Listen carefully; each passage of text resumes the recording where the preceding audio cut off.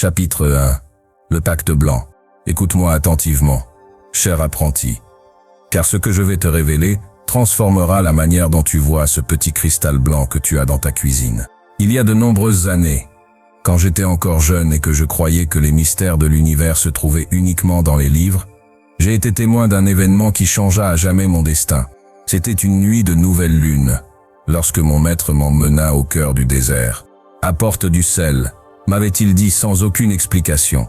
Nous avons marché pendant des heures jusqu'à arriver à un cercle de pierres anciennes où les étoiles semblaient briller avec une intensité surnaturelle. « Regarde » me murmura-t-il en versant du sel pur sur une pierre plate. Sous la lumière des étoiles, chaque cristal se transforma en un petit prisme qui capturait et reflétait la lumière céleste. Vois-tu comment le sel n'absorbe pas la lumière, mais la multiplie? C'est ainsi qu'il agit sur le plan spirituel. Il n'absorbe pas les énergies négatives pour s'en souiller, il les transforme et les renvoie purifiées. Alors je compris pourquoi, depuis les temps bibliques, le sel est le symbole de l'alliance éternelle. Lorsque la femme de l'os se retourna et fut changée en statue de sel, ce n'était pas une punition, mais une transformation. Elle devint la gardienne éternelle de la mémoire, un témoin cristallisé de ce qui fut et de ce qui devait être rappelé à jamais. Les anciens prêtres hébreux le savaient. Voilà pourquoi ils ajoutaient du sel à chaque sacrifice, car ils comprenaient que le sel était l'élément qui rendait l'offrande éternelle, qui la faisait transcender le temps physique pour se relier au divin. Ce n'était pas de la superstition, mais une science spirituelle appliquée. Dans le Lévitique, il est écrit « Tu saleras l'us-offrande de ton oblation, et tu ne laisseras jamais manquer à ton offrande le sel de l'us-alliance de ton Dieu. » Les sages comprenaient que le sel contenait une géométrie sacrée, une structure cristalline qui reproduisait l'ordre parfait du cosmos. Chaque grain était un microcosme reliant le terrestre au céleste. Les alchimistes médiévaux confirmèrent cela des siècles plus tard. Le sel représentait le principe de la fixation, ce qui demeure quand tout le reste se transforme.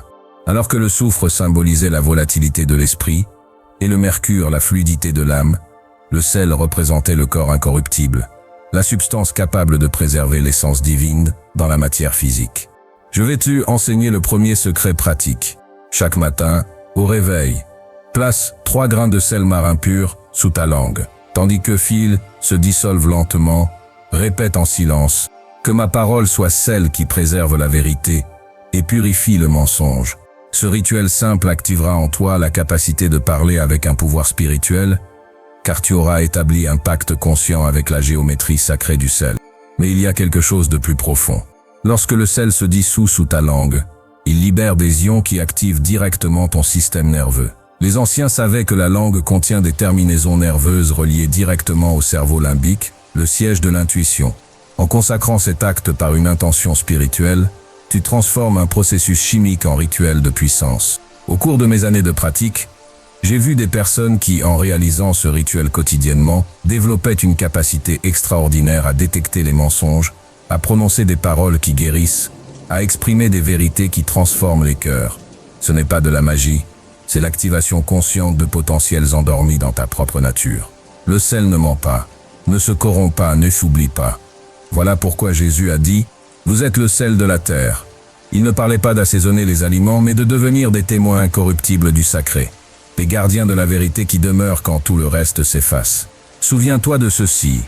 Lorsque tu établis un pacte conscient avec le sel, tu te relis à une tradition millénaire de sages, de prophètes, d'alchimistes et de guérisseurs qui avaient compris que ce minéral humble contient l'un des secrets les plus puissants de la création.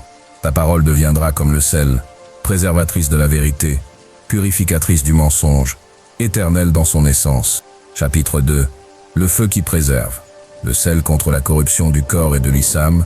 Permets-moi de te raconter le jour où je compris que le sel est du feu solidifié. J'étudiais dans les archives secrètes d'un ordre franciscain, lorsque je tombais sur le manuscrit perdu d'Albert le Grand, le maître de saint Thomas d'Aquin. Il y décrivait comment il avait réussi à capturer le feu du soleil dans des cristaux blancs par un processus que les modernes appelleraient évaporation solaire de l'eau de mer. Mais il y avait dans ces mots quelque chose de plus profond. Le savant écrivait « Le sel est le seul élément qui peut arrêter la corruption sans détruire l'essence. Le feu comment détruit pour purifier. Le sel préserve tout en purifiant. C'est le secret de la vie éternelle que recherchent tous les alchimistes. Cette nuit-là, je fis l'expérience directe de ce mystère.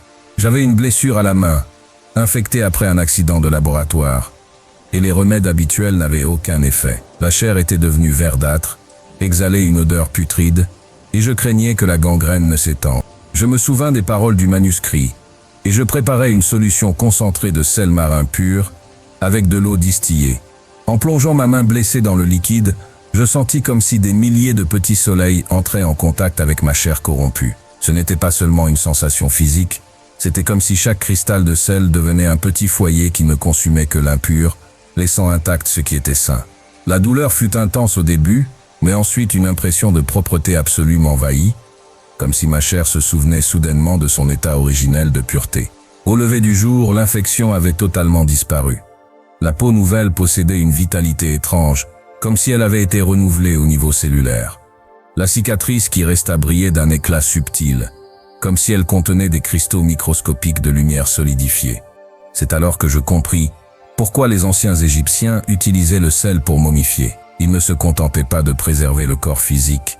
Ils croyaient que le sel maintenait intacte la capacité de l'âme à reconnaître son véhicule terrestre lors de la résurrection. Le sel agissait comme une encre énergétique qui empêchait la force vitale de se disperser avec la mort physique.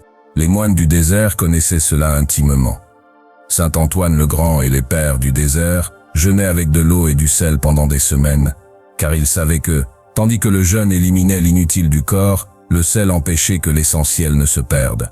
Dans les textes coptes, je trouvais des références à une pratique appelée le feu blanc. Les anachorètes mélangeaient du sel de la mer morte avec de l'eau de source et le buvaient pendant leur retraite de 40 jours. Ils rapportaient des visions extraordinaires, des guérisons miraculeuses et une résistance physique défiant toute logique. Ce n'était pas un mysticisme vague, mais une technologie spirituelle appliquée avec une précision scientifique.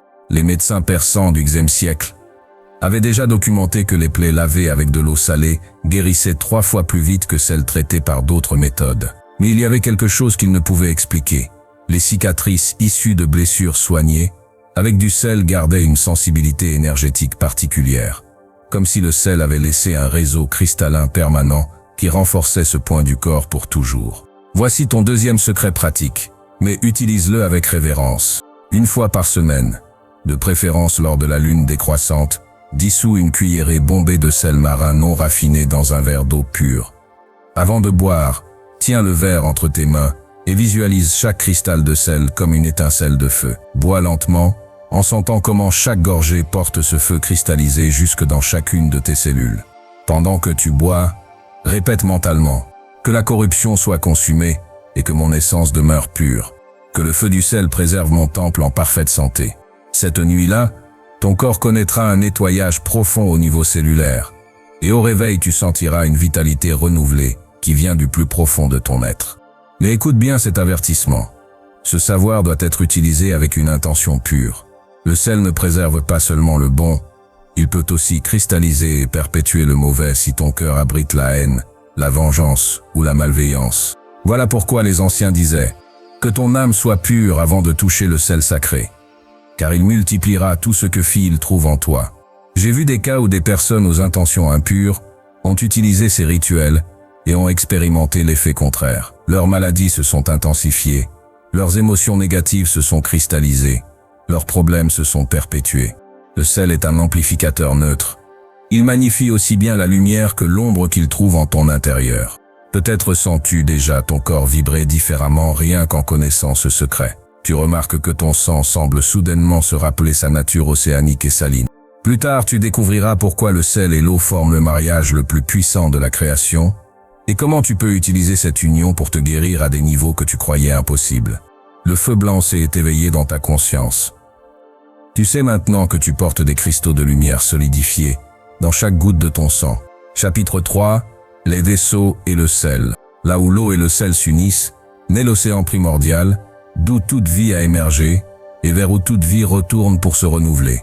C'est au cours d'une tempête apocalyptique en mer du Nord que je compris le mystère le plus profond de l'existence. Les vagues de 15 mètres frappaient le bateau de pêche sur lequel je voyageais, suivant la route des anciens moines irlandais. Tandis que les marins priaient, terrifiés, j'observais depuis le pont détrempé quelque chose d'extraordinaire. Chaque goutte d'eau salée qui heurtait mon visage contenait exactement la même proportion de minéraux que mes propres larmes, que mon sang, que le liquide amniotique dans lequel j'avais été formé 9 mois durant dans le ventre maternel. À cet instant de révélation cosmique, je compris que nous n'étions pas des êtres terrestres qui touchaient parfois la mer. Nous étions des océans ambulants qui avions oublié notre nature aquatique originelle. L'eau salée n'était pas extérieure à nous, elle était notre essence la plus intime, exprimée dans le monde extérieur. Nous étions littéralement de la mer marchant sur la terre sèche, conservant en nous le même océan, où naquit la première étincelle de vie il y a des millions d'années. Les anciens physiologistes grecs le savaient. Hippocrate, le père de la médecine, prescrivait des bains d'eau de mer pour soigner la mélancolie profonde. Mais il ne traitait pas seulement les symptômes, il reconnectait le patient avec sa mémoire océanique la plus profonde. L'eau salée ne guérissait pas seulement le corps, elle restaurait l'âme à son état originel de fluidité et de sagesse. Je me souviens vivement du cas d'Elena, une femme de 40 ans, qui vint à moi avec une tristesse si profonde qu'elle avait totalement oublié comment pleurer. Ses yeux étaient secs comme le désert, son cœur dur comme une pierre volcanique. Elle avait perdu son fils dans un accident, et depuis lors, vivait dans une sécheresse émotionnelle absolue. Je lui enseignai le rituel du retour océanique. Chaque matin, pendant 7 jours consécutifs, elle devait remplir un bol de céramique d'eau de mer tiède, et y plonger ses mains entièrement, permettant à ses paumes d'absorber lentement la mémoire saline. Pendant ce temps, elle devait répéter « Je reconnais l'Ifocéan que je suis. Je permets à mes eaux intérieures de s'y fécouler à nouveau. » Au 3e jour, les larmes commencèrent à jaillir comme des sources soudaines. Mais ce n'étaient pas des larmes de douleur brute. C'étaient des larmes de reconnaissance profonde. Son corps se souvenait qu'il était fait de la même substance sacrée que les océans, que les larmes étaient de petits mers intérieurs libérant des émotions cristallisées par la souffrance. Au 7e jour, Elena avait retrouvé non seulement la capacité de pleurer, mais quelque chose de bien plus précieux, la capacité de sentir la vie couler à travers elle comme un fleuve éternel. Son visage avait retrouvé une luminosité aquatique, comme si elle avait bu de la lumière liquide directement à la source de la création. Les maîtres tibétains gardent jalousement une pratique secrète, appelée le mariage sacré. Ils mélangent de l'eau de source pure, avec du sel rose de l'Himalaya, dans des proportions exactes qui répliquent la salinité du liquide amniotique humain. Ils le boivent pendant la méditation profonde, car il équilibre les fluides internes de telle manière que la conscience peut voyager librement entre les plans physiques et spirituels.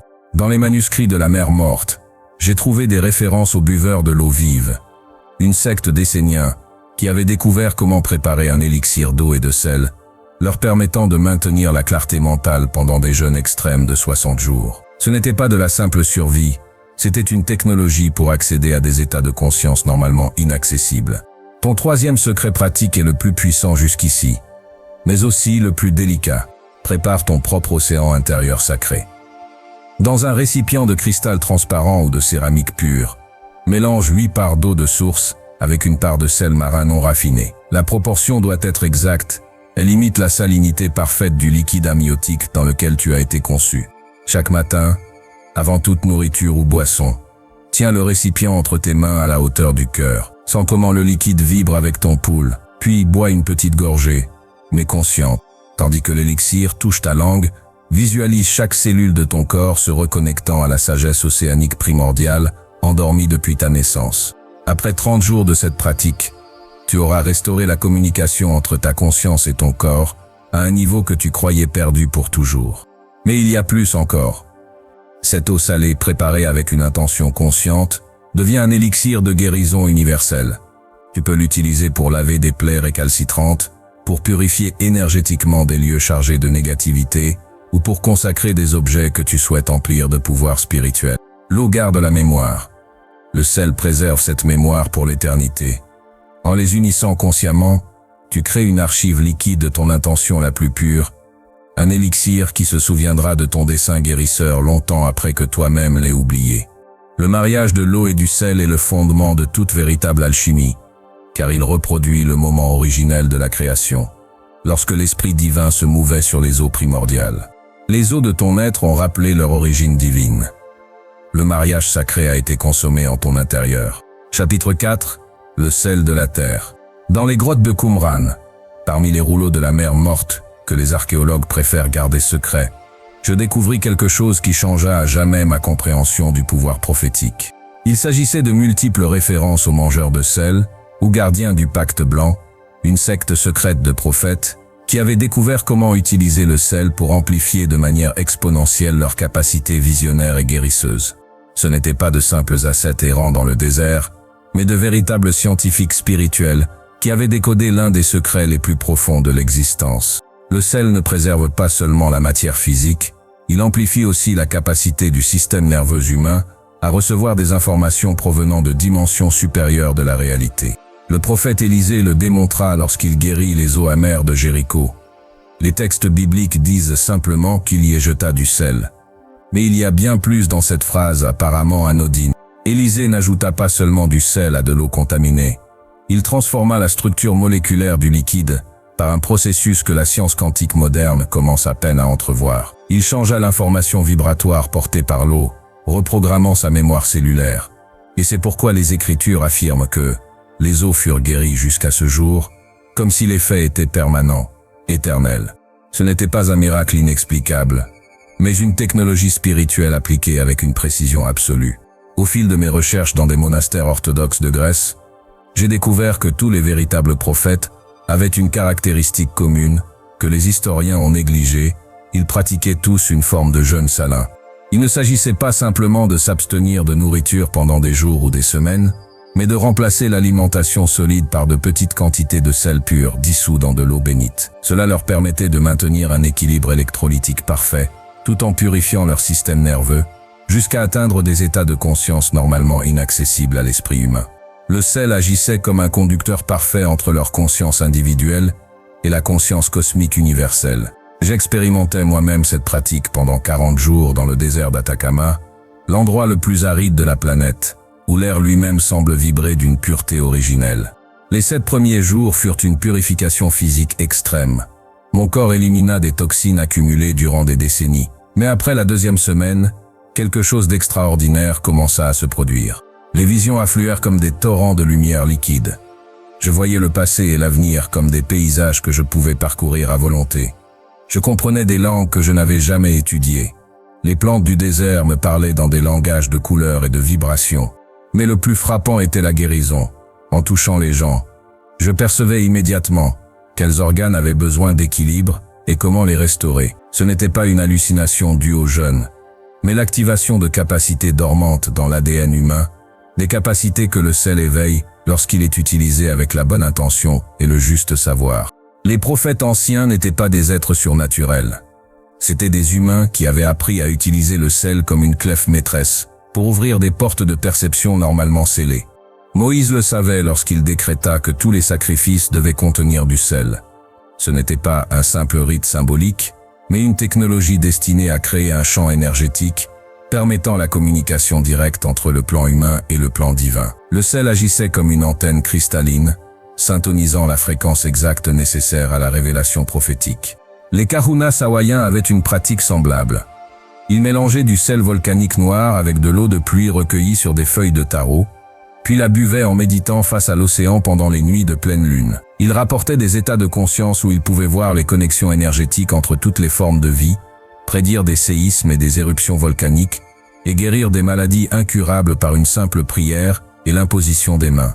Ton 4e secret est le plus puissant jusqu'ici, mais aussi celui qui demande la préparation la plus rigoureuse, le jeûne prophétique de 3 jours. Pendant 3 jours consécutifs, tu ne consommeras aucun aliment solide, seulement de l'eau pure avec une pincée de sel marin toutes les 4 heures. La proportion doit être minimale, juste assez pour que tu perçoives un léger goût salin dans l'eau. Chaque fois que tu bois, assieds-toi en silence, tourné vers l'Uf, étal su, aube, vers le sud à midi, vers l'Ufu, ouest au coucher du soleil, et vers le nord durant la nuit. Pendant que tu bois, répète que le sel de la terre réveille en moi la sagesse des cieux, que ma vision transcende le voile de la matière. Durant ces 3 jours, tiens un journal de toutes tes expériences, rêves, visions, intuitions soudaines, sensations physiques inhabituelles. Au 3e jour, juste avant l'aube, bois un dernier verre d'eau salée et demeure en méditation silencieuse jusqu'à ce que le soleil touche l'horizon. Ce que tu recevras ce matin-là sera ton don prophétique personnel. Il pourra s'agir d'un pouvoir de guérison, de clairvoyance, de l'interprétation des songes, du don des langues, ou d'une autre manifestation de la sagesse divine que ton âme est prête à canaliser. Mais écoute cet avertissement avec le plus grand sérieux. Ce savoir implique une responsabilité sacrée. Les dons prophétiques ne sont pas destinés à l'ego personnel, mais au service de l'humanité. Celui qui utilise ses secrets à des fins égoïstes ou pour nuire aux autres expérimentera l'effet inverse. Le sel se dressera contre lui comme un feu dévorant. Le sel de la terre t'a reconnu comme héritier des anciens mystères. Le lignage prophétique a été activé dans ton ADN. Chapitre 5. Le cercle invisible. Le sel comme mur protecteur. La nuit où je faillis perdre mon âme à jamais m'enseigna le pouvoir protecteur le plus sublime du sel.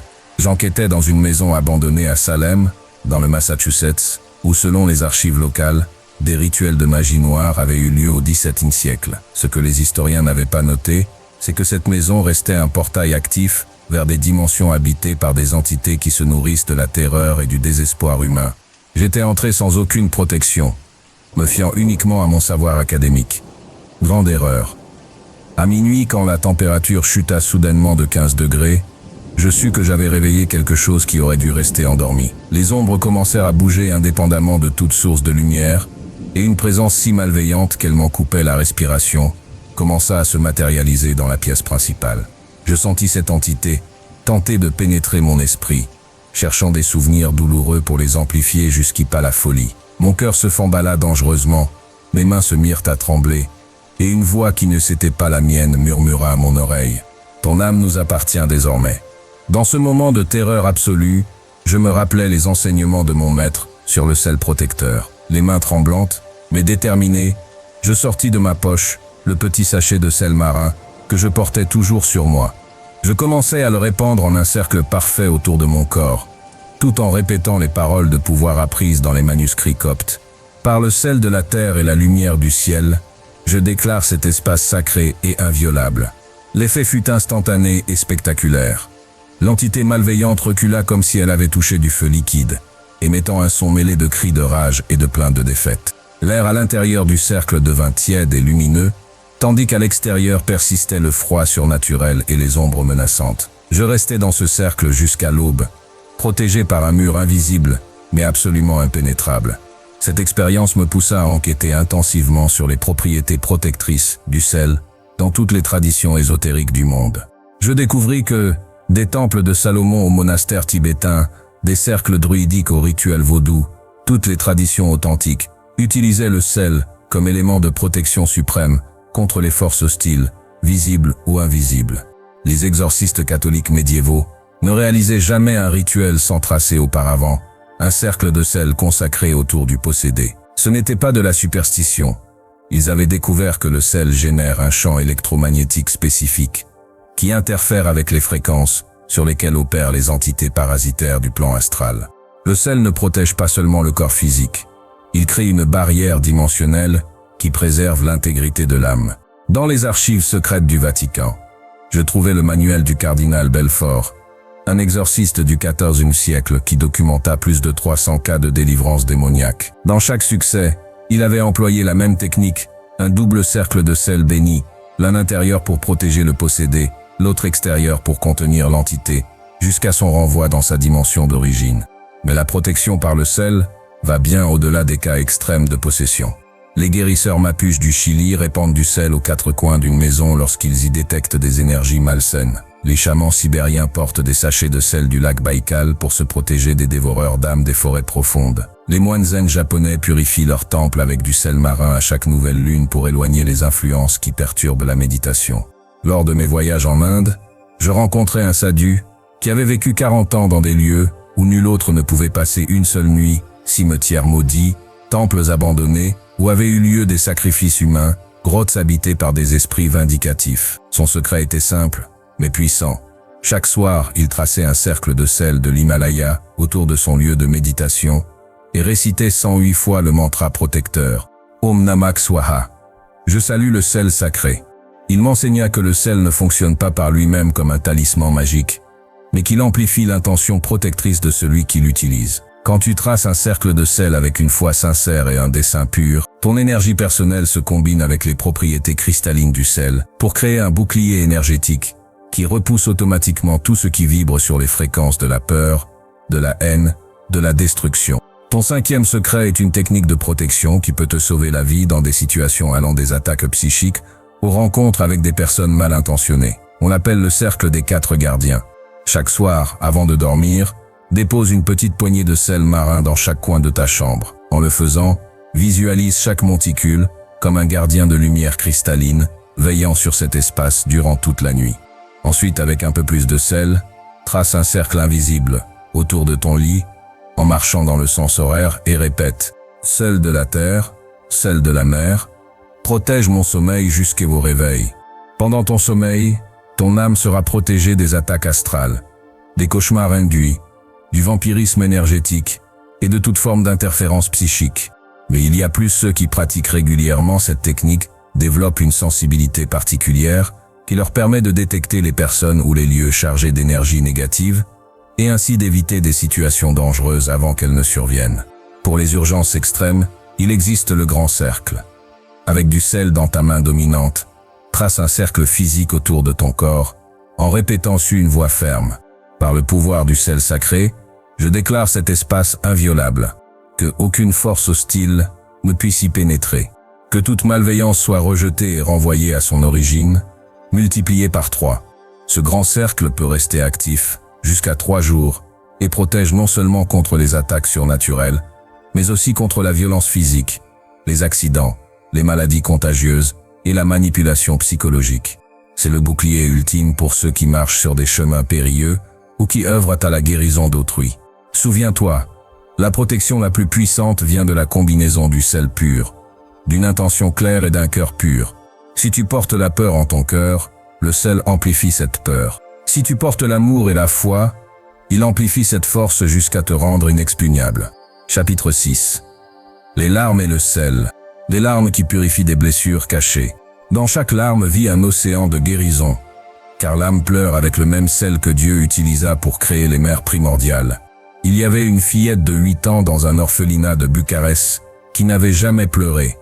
Les médecins l'avaient examinée pendant des mois sans trouver d'explication physique. Ses glandes lacrymales fonctionnaient parfaitement, mais ses yeux demeuraient secs comme le désert, même lorsqu'elle ressentait une douleur extrême ou une terreur profonde. Les psychologues parlaient de traumatisme sévère, mais moi, lorsque je la rencontrais, je vis quelque chose de plus profond. Son âme avait été blessée si brutalement qu'elle avait scellé toutes ses émotions pour survivre. C'était comme si elle avait construit un mur de glace autour de son cœur, empêchant tout sentiment de s'écouler. Mais sans larmes, les toxines émotionnelles s'accumulaient dans son système, empoisonnant lentement sa force vitale. Je lui enseignai le rituel des larmes empruntées. Pendant 7 couchers de soleil consécutifs, je dissolvais une pincée de sel marin dans un peu du faux pur, et j'ai vu humidifier doucement ses paupières closes, avec cette solution, tout en lui murmurant « Que le sel de l'océan rappelle à tes yeux comment pleurer. Que la sagesse de l'UFO s'y éveille dans ton cœur. » Au 4e jour, le miracle survint. Les premières larmes jaillirent comme des sources soudaines, emportant des années de douleur cristallisées. Elle pleura des heures durant, mais ce n'était pas un pleur de souffrance. C'était le pleur libérateur d'une âme retrouvant enfin sa capacité de sentir et de guérir. Les anciens savaient que les larmes sont le système de purification le plus parfait qui existe. Elles contiennent exactement les mêmes minéraux que l'eau de mer, mais en concentration qui varie selon l'émotion qui les génère. Les larmes de douleur n'ont pas la même composition que celles de joie, et toutes deux remplissent des fonctions spécifiques de guérison et d'équilibre. Saint Jean de la Croix écrivit sur les larmes de feu, un type particulier de pleurs que les mystiques ressentaient durant leurs extases spirituelles. Selon lui, ces larmes possédaient des propriétés si puissantes qu'elles pouvaient guérir des maladies physiques au simple contact. Les saints qui les versaient les conservaient souvent dans de petits flacons, car une seule goutte suffisait à cicatriser des blessures réfractaires à tout autre traitement.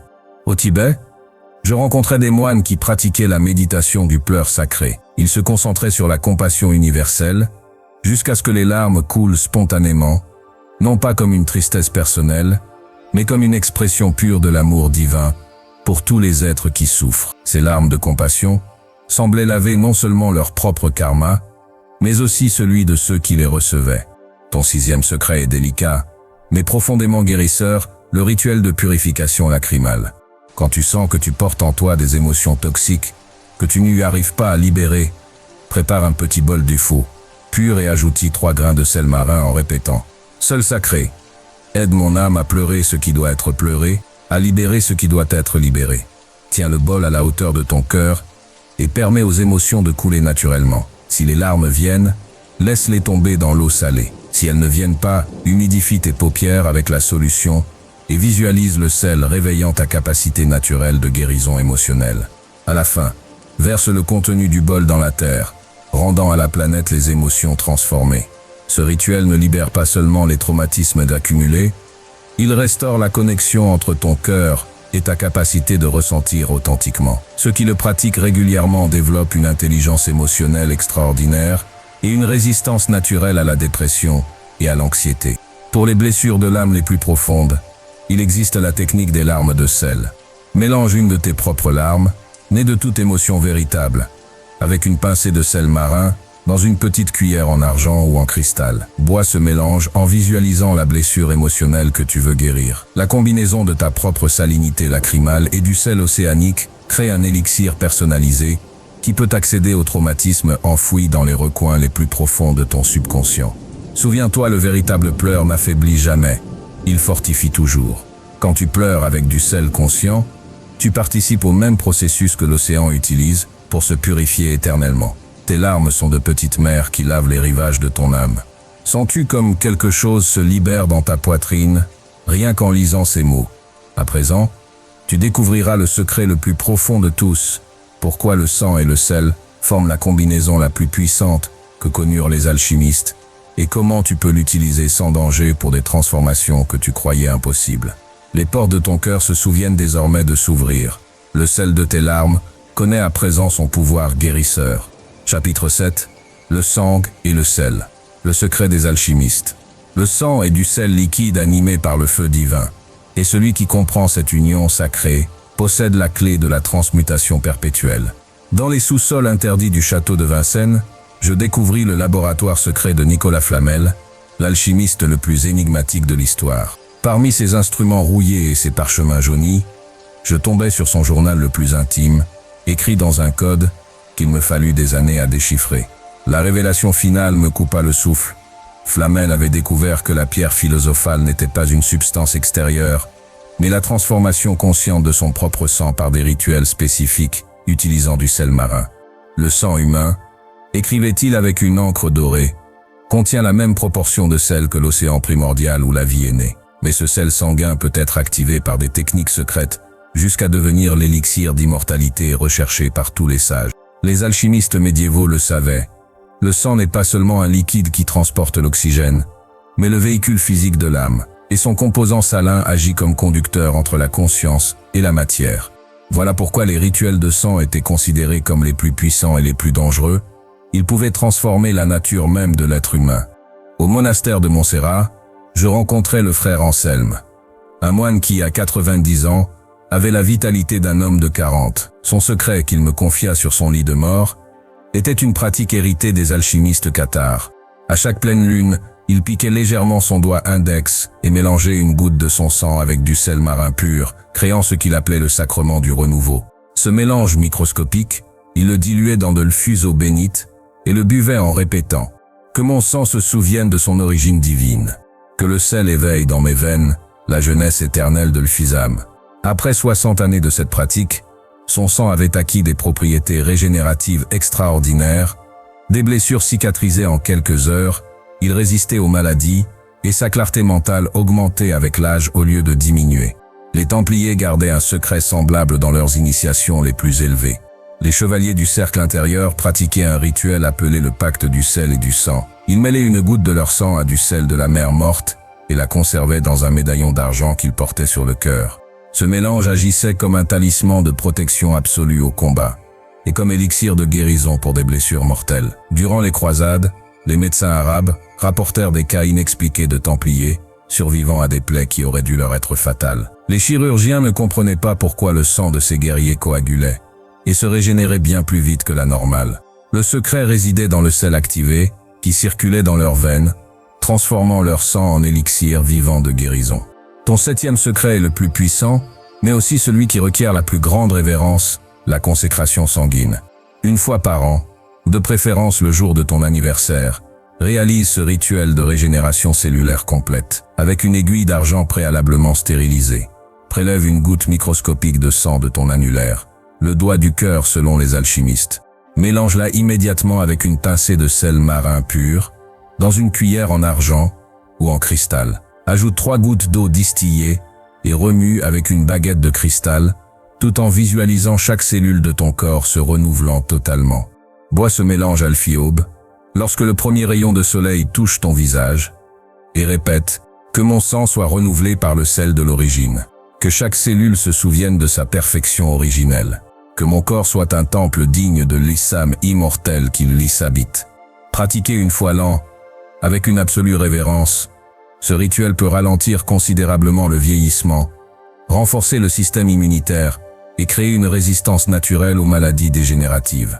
Mais son effet le plus profond est spirituel. Ton sang devient littéralement un élixir sacré qui élève ta vibration et te relie de façon permanente aux forces cosmiques de guérison.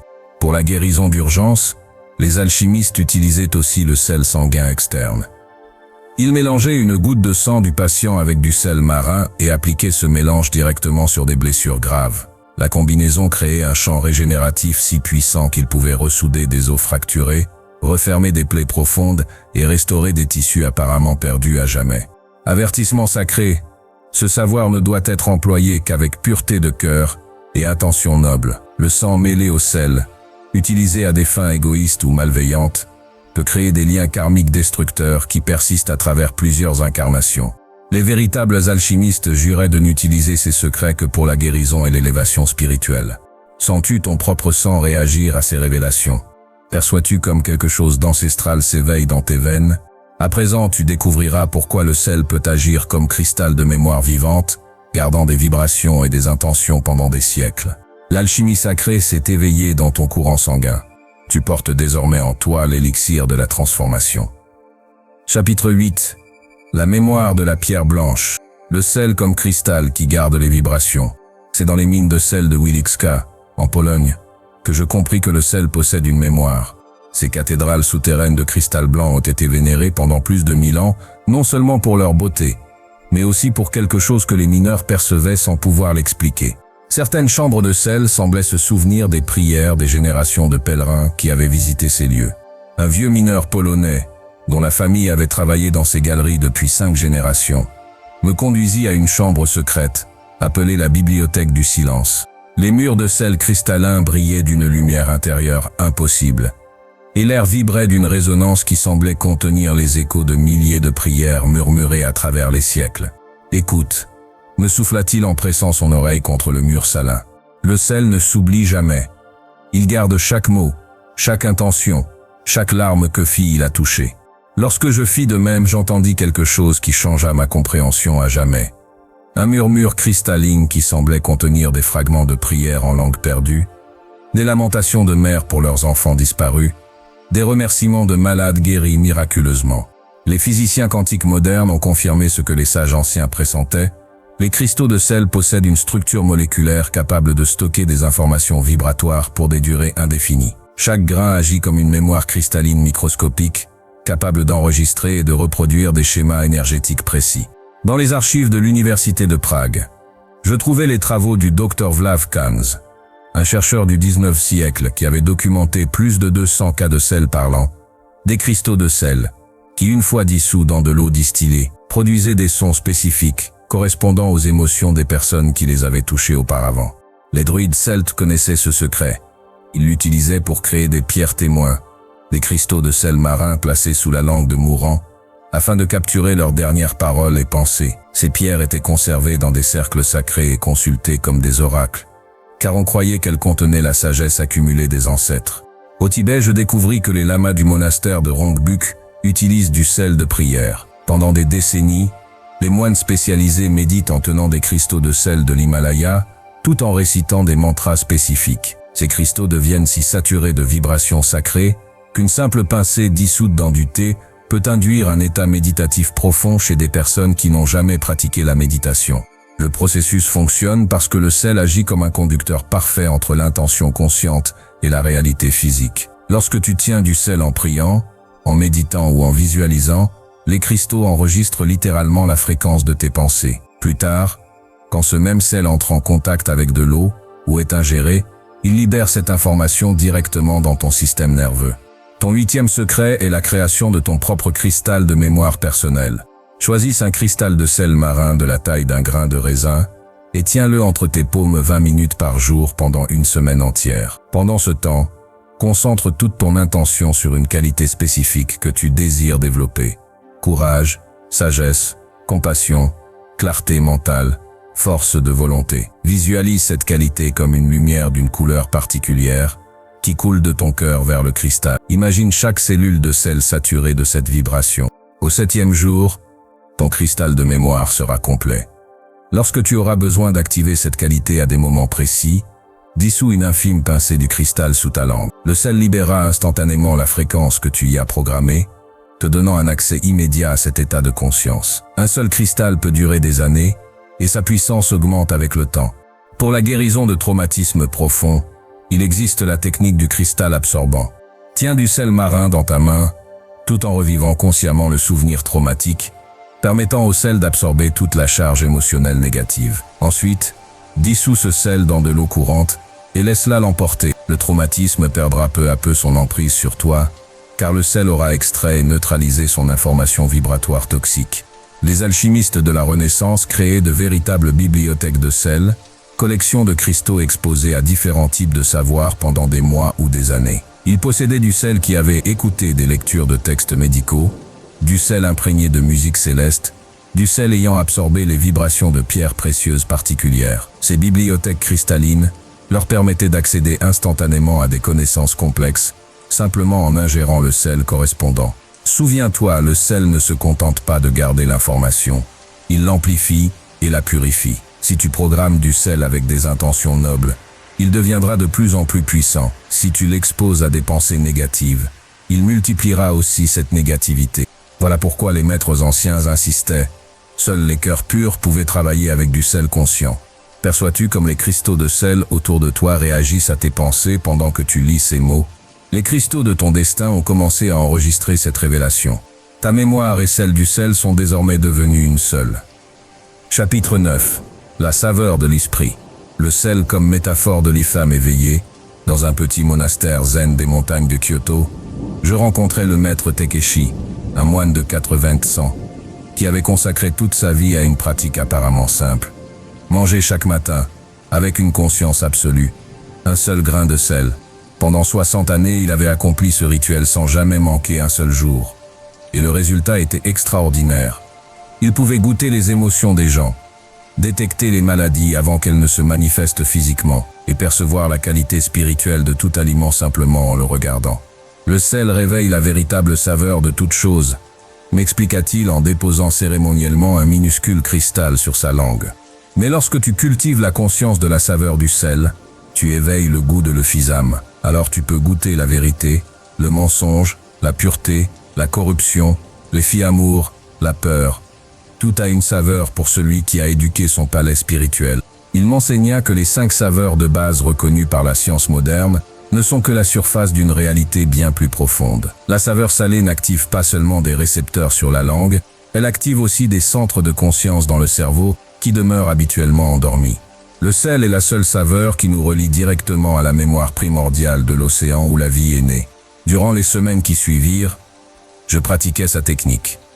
Chaque matin, avant tout aliment ou boisson, je plaçais un grain de sel pur sous ma langue et je méditais sur sa saveur, tandis qu'il se dissolvait lentement. Au début, je ne percevais que le goût salé familier. Mais peu à peu, je commençais à distinguer des nuances subtiles que je n'avais jamais remarquées.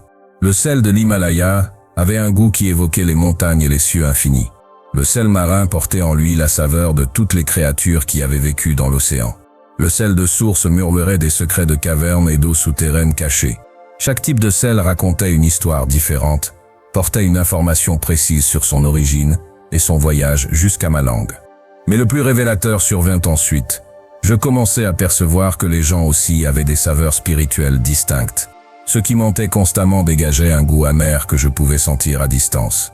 Ceux qui vivaient en harmonie exhalaient une douceur subtile. Les malades avaient une saveur métallique. Les déprimés goûtaient la cendre. Les êtres emplis d'amour Goûter le miel mêlé au sel. Les mystiques soufis connaissent cette science depuis des siècles. Ils parlent du dhok, le goût spirituel qui se développe à travers des pratiques spécifiques avec du sel béni. Les derviches qui atteignent cet état peuvent goûter la présence divine dans toute chose, percevoir la qualité spirituelle des lieux sacrés et distinguer les maîtres authentiques des faux prophètes uniquement par leur saveur énergétique. Dans les écrits de Sainte Thérèse de Fiavilla, je trouvais des descriptions extraordinaires de ces expériences mystiques exprimées en termes gastronomiques. L'âme goûte au sel divin quand elle a été touchée par Dieu, écrivait-elle. C'est une saveur qui ne se compare à aucune autre terrestre, mais que une fois éprouvée, tout le reste devient insipide. Ton 9e secret développera ton sens du goût spirituel, la pratique de la dégustation consciente. Chaque jour, pendant un mois complet, consacre 10 minutes à goûter un type différent de sel pur. Commence par le sel marin commun, puis essaie le sel de l'Himalaya, le sel noir, le sel fumé, le sel gemme, le sel de source. Dépose chaque type sous ta langue, ferme les yeux. Ne te concentre pas sur la saveur évidente, mais sur les images, émotions, souvenirs ou sensations que chaque sel évoque. Tiens un journal des saveurs spirituelles, en notant quelles perceptions surgissent avec chaque sel. Tu découvriras que chacun active différents centres de conscience et révèle des aspects uniques de la réalité. Après un mois de formation, ton palais spirituel sera calibré. Tu pourras détecter l'honnêteté des personnes par leur goût énergétique, distinguer les aliments qui nourrissent l'âme de ceux qui ne font que remplir l'estomac, et même percevoir la qualité vibratoire des lieux avant d'y entrer. Pour développer davantage cette capacité, pratique la communion saline. Avant chaque repas, dépose une pincée de sel pur sur ta langue et demande intérieurement à l'aliment quel message il a pour ton corps. Les aliments dont tu as besoin auront un goût particulièrement délicieux, tandis que ceux qui ne te conviennent pas perdront aussitôt leur attrait. Les plus grands chefs du monde connaissent intuitivement ce principe. Ils utilisent le sel non seulement comme assaisonnement, mais comme un pont entre la nourriture physique et la nutrition spirituelle. Une pincée de sel ajoutée avec amour et conscience peut transformer un repas simple en sacrement qui nourrit à la fois le corps et l'âme. Souviens-toi, lorsque tu éveilles la saveur de l'esprit, toute ta perception de la réalité se transforme. Tu commences à goûter la qualité spirituelle des pensées, des paroles, des actions, des lieux et des personnes. Tu deviens comme le sel, celui qui préserve l'authentique et rejette le faux. Remarques-tu comme ta bouche réagit différemment, tandis que tu lis ces mots? Perçois-tu une saveur subtile qui n'était pas là auparavant? À présent, tu découvriras pourquoi le jeûne avec le sel peut ouvrir des portes de perception que l'alimentation ordinaire maintient fermées. Ton palais spirituel s'est éveillé. Tu peux désormais goûter la vérité cachée dans toute chose. Chapitre 10. Le silence et le sel. Ce que les sages apprirent du jeûne, c'est durant ma retraite de vin et un jour dans le désert du Sahara que je compris pourquoi les mystiques de toutes les traditions ont associé le jeûne à la consommation rituelle de sel. J'étais arrivé à l'oasis de Siwa, suivant les traces des anciens anachorètes chrétiens qui y avaient établi une pratique secrète, le jeûne du sel perpétuel, où durant des semaines, ils ne consommaient que de l'eau avec de petites quantités de sel cristallin extrait des montagnes sacrées du lieu. Les 3 premiers jours furent une purification physique brutale. Mon corps, habitué à 3 repas quotidiens, se révoltait violemment contre l'absence d'aliments solides. Mais chaque fois que la faim devenait insupportable, je dissolvais une pincée de sel pur sous ma langue, et j'expérimentais quelque chose d'inexplicable. Non seulement la sensation de vide disparaissait, mais une énergie subtile et puissante semblait affluer directement dans mes cellules. Au 7e jour, la faim avait complètement disparu. À sa place était venue une clarté mentale si intense qu'il me semblait voir à travers les choses solides. Les couleurs du désert devinrent plus vives, je pouvais entendre des conversations à plusieurs kilomètres, et ma capacité de concentration s'était multipliée. C'était comme si, en cessant de nourrir le corps physique, j'avais activé un système de nutrition directe provenant de sources énergétiques supérieures. Au 10e jour, j'expérimentais ce que les textes anciens appellent l'alimentation de lumière. Durant la méditation matinale, tandis qu'un grain de sel se dissolvait lentement dans ma bouche, je sentis comme si des rayons de soleil pénétraient directement mon sang. Ce n'était pas une imagination. Mon corps se remplissait littéralement d'une énergie dorée qui le nourrissait plus profondément que n'importe quel aliment physique. Les Esséniens de la mer Morte avaient perfectionné cette technique durant des siècles. Dans les manuscrits de Qumran, je trouvais des descriptions détaillées de jeûnes de 100 jours, soutenue uniquement par de l'eau et du sel, préparés spécialement avec des prières et exposés à la lumière de la lune. Ces pratiquants développaient des capacités extraordinaires, guérison par imposition des mains, clairvoyance, télépathie, et une résistance physique défiant les lois connues de la biologie. Le secret réside dans le rôle du sel, comme catalyseur de la transformation du système digestif humain. Pendant le jeûne prolongé avec sel, le corps apprend graduellement à extraire des nutriments directement de l'air, de la lumière solaire, des champs magnétiques terrestres et d'autres sources énergétiques que nous ne considérons habituellement pas comme nourriture. Le sel facilite cette transition en agissant comme conducteur entre ces champs subtils et notre système nerveux. Dans les manuscrits tibétains du monastère d'Emis, je découvris des références aux mangeurs de vent, des moines qui avaient atteint une telle maîtrise du jeûne salé qu'ils pouvaient vivre durant des mois sans nourriture solide, se nourrissant uniquement de pratiques respiratoires combinées à l'ingestion microscopique de sel béni.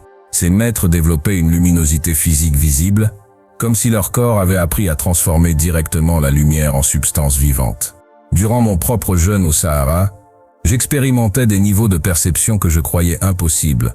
Je voyais les courants d'énergie circulant entre les dunes, je percevais la communication télépathique des animaux du désert, et j'accédais à des connaissances sur des plantes médicinales que je n'avais jamais étudiées. C'était comme si le jeûne salé avait activé des bibliothèques de sagesse endormies dans mon ADN. Ton 10e secret est la pratique du jeûne lunaire.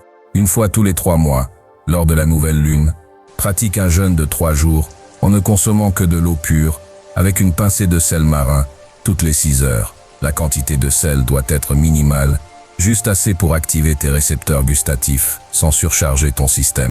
Durant ces 3 jours, garde un silence absolu. Ne parle pas, ne lis pas, n'utilise aucune technologie. Consacre tes heures d'éveil à marcher lentement dans la nature, méditer et observer les changements de tes perceptions, à mesure que ton corps se libère de la dépendance à l'alimentation physique. Tiens un journal des visions, intuitions ou connaissances surgissant spontanément. Au 3e jour, juste avant l'aube, prépare un mélange spécial, dissous une demi-cuillère à café de sel marin dans un verre d'eau tiède et bois-le lentement, tandis que le soleil se lève. Cette communion de l'aube scellera la transformation opérée dans ton système durant le jeûne, et tu pourras rompre le jeûne avec le premier aliment solide, en sachant que quelque chose de fondamental a changé dans ta relation à la nutrition. Ceux qui pratiquent régulièrement le jeûne lunaire développent une indépendance énergétique extraordinaire. Ils ont besoin de moins de nourriture pour maintenir leur vitalité, résistent mieux aux maladies et développent une intuition nutritionnelle qui leur permet de savoir exactement quels aliments leur corps réclame à chaque moment. Pour des jeûnes plus longs, existe la technique de l'élixir de sel perpétuel. De l'eau distillée avec du sel marin dans la proportion exacte du sérum sanguin humain, soit 9 grammes par litre. Cette solution peut soutenir le corps physique pendant des semaines tout en favorisant la transformation vers l'alimentation énergétique directe. Les maîtres du jeûne salé rapportent qu'après plusieurs cycles de pratique, le corps développe la capacité d'extraire automatiquement les nutriments dont il a besoin de l'air, de la lumière, des champs électromagnétiques terrestres et d'autres sources que la science conventionnelle ne reconnaît pas comme nourriture. Ils deviennent littéralement des mangeurs de lumière, se nourrissant de sources disponibles partout sur la planète. Avertissement sacré. Le jeûne prolongé doit être pratiqué sous la supervision d'un maître expérimenté. Il faut commencer progressivement par des jeûnes courts, pour permettre au corps de s'adapter sans traumatisme. Le sel est ton allié dans cette transformation, mais le processus doit être respecté avec patience et révérence. Sens-tu ton estomac réagir différemment en lisant ces possibilités? Perçois-tu une nouvelle relation naître entre ta conscience et ton besoin d'aliments? À présent, tu découvriras les mystères les plus profonds et les plus dangereux, le sel noir et les secrets de la transformation par l'occulte. Le silence de ton âme a appris à écouter la sagesse du jeûne. Ton corps se souvient maintenant de se nourrir de lumière cristallisée.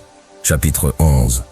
Le sel noir, les mystères de l'effocculte et du transformateur. Sur les pentes du volcan Kilauea, à Hawaï, je rencontrai Kaunanaya, une guérisseuse hawaïenne de la plus ancienne tradition, qui gardait le secret le plus dangereux et le plus puissant que j'ai jamais découvert. L'usage rituel du sel noir volcanique pour la transformation profonde de l'âme. C'était une femme de 70 ans, dont les yeux semblaient contenir la sagesse des siècles. Et quand elle me parla pour la première fois, je sus que j'étais en présence de quelqu'un qui avait parcouru des territoires spirituels où peu osent s'aventurer. Le sel blanc purifie et préserve, me dit-elle en tenant dans ses mains un cristal noir comme l'obsidienne. Mais le sel noir transforme et fait renaître. C'est le sel de la mort mystique, celui qui permet à l'Fidam de mourir à ce qu'Ussel fut pour renaître en ce qu'Ussel doit être. Mais il est dangereux, car tous ne sont pas prêts à mourir avant de mourir. Le sel noir hawaïen, extrait des plages volcaniques où le feu de la terre rencontre l'eau de l'océan, contient des minéraux absents du sel commun. Sa couleur noire provient du charbon activé naturel et des cendres volcaniques microscopiques, qui lui confèrent des propriétés uniques. Il peut absorber des toxines aussi bien physiques que psychiques, mais il peut aussi catalyser des processus de transformation si profonds qu'ils deviennent traumatisants pour des âmes non préparées. Durant mes 3 mois d'apprentissage auprès de Kahuna Naya, j'expérimentais le rituel de la mort de l'ego. Un jeûne de 7 jours ne consommant que de l'eau avec du sel noir, tout en demeurant dans une grotte volcanique, dans un isolement total. Les premiers jours furent semblables aux autres jeûnes que j'avais pratiqués, mais au 5e jour commença quelque chose d'inédit, la dissolution complète de mon identité personnelle. Ce n'était pas une expérience psychologique abstraite, mais une réalité tangible. Je sentais chaque cellule de mon corps se désintégrer et se reconstruire en continu. Mes souvenirs se fragmentaient et se réorganisaient, me montrant des versions de mon passé que je ne me rappelais pas avoir vécues. Ma personnalité se démontait comme un puzzle, me permettant de voir les schémas cachés qui avaient dirigé ma vie pendant des décennies.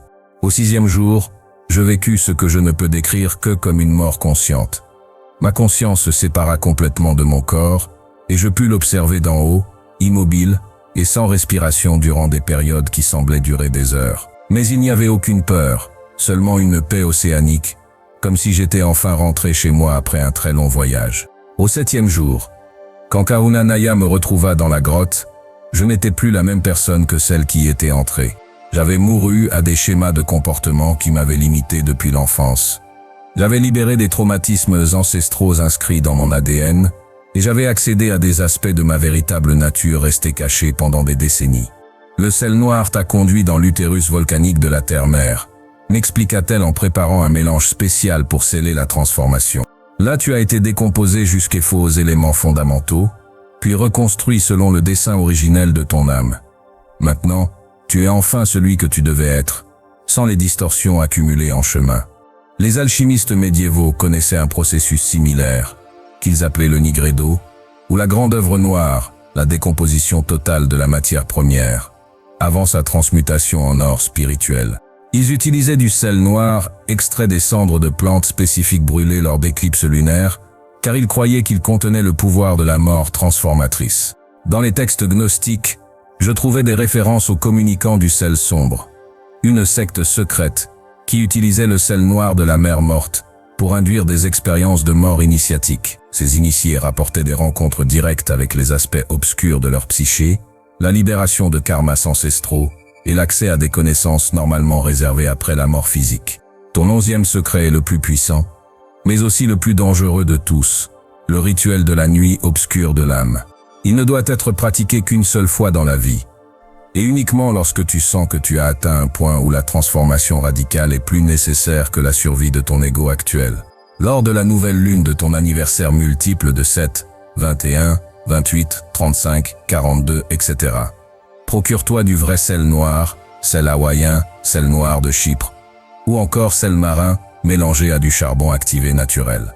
Pendant 3 jours consécutifs, ne consomme que de l'eau avec une pincée de ce sel toutes les 12 heures. Reste dans un silence absolu et un isolement complet. Ne lis pas, n'écris pas, ne pense ni au futur ni au passé. Laisse émerger tout ce qui apparaît dans ta conscience, sans résistance, peur, traumatisme, honte, colère. Tout ce que tu réprimes habituellement doit être vu et accepté pleinement. Au 3e jour, juste avant l'uphobe, dissous une cuillère à café de sel noir dans un verre de fille d'eau et bois-le lentement en répétant « Je meurs à tout ce que j'ai été » pour renaître en tout ce que je suis. Que le sel sombre dissolve les chaînes de ma fausse personnalité et libère ma véritable nature. Après ce rituel, tu vivras des semaines ou des mois de réorganisation profonde. Des relations toxiques s'achèveront naturellement. Des emplois qui ne te servaient plus deviendront insupportables. Des habitudes destructrices perdront leur emprise sur toi. C'est un processus de mort et de renaissance qui peut être inconfortable, mais toujours libérateur. Avertissement solennel. Ce rituel peut déclencher des processus psychologiques intenses. Il ne doit être réalisé que si tu disposes d'un soutien émotionnel et du temps nécessaire pour intégrer les changements qui viendront. Le sel noir ne pardonne ni le manque de préparation, ni les intentions superficielles.